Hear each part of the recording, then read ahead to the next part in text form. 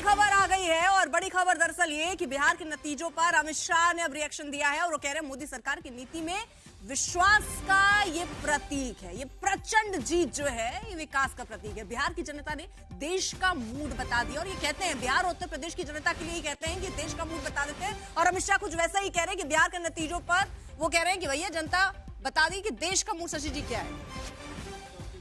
बिहार कहीं ना कहीं रिफ्लेक्ट करता है और इस जीत के बाद ये तो तय हो गया कि मोदी और नीतीश दो ही के चेहरे पर चुनाव लड़ा गया था। तो अमित शाह जो बोल रहे हैं सही बोल रहे हैं, इसमें तो कहीं कोई दो राय नहीं है।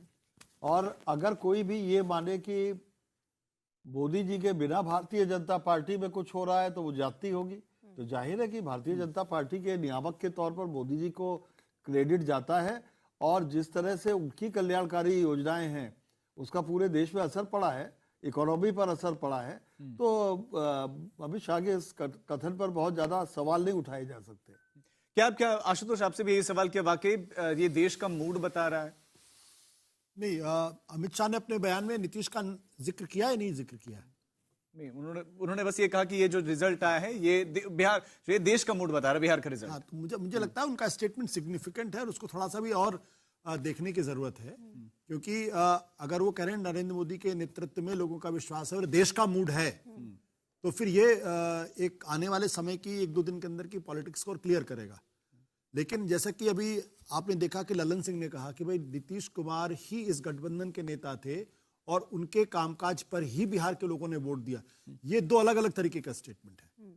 अब इनके बीच में क्या कोई बातचीत है कि बातचीत नहीं है? मुख्यमंत्री को लेकर किसी तरीके का कोई विवाद है? विवाद में भी कोई जानकारी हमारे पास नहीं है। ठीक है, हलचल देखिए दिल्ली में भी तेज है, केवल पटना में नहीं। यहाँ पर बताया जा रहा है अमित शाह के आवास पर जेपी नड्डा पहुंचे हैं। उधर भी बैठकों का दौर चल रहा है। देखिए वहां पर मुलाकातों का दौर चल रहा है। वहां सम्राट चौधरी मिल रहे हैं, नीतीश कुमार है साथ में, वहां मुलाकातों का दौर चल रहा है। इधर आ जाइए दिल्ली में, तो यहाँ पर भी नतीजों के बाद से दिल्ली में हलचल तेज नजर आती है। अमित शाह के घर पर पहुंचे जेपी नड्डा और जाहिर तौर पर आगे की रणनीति यहाँ पर समझ आएगी कि क्या दरअसल बनती है।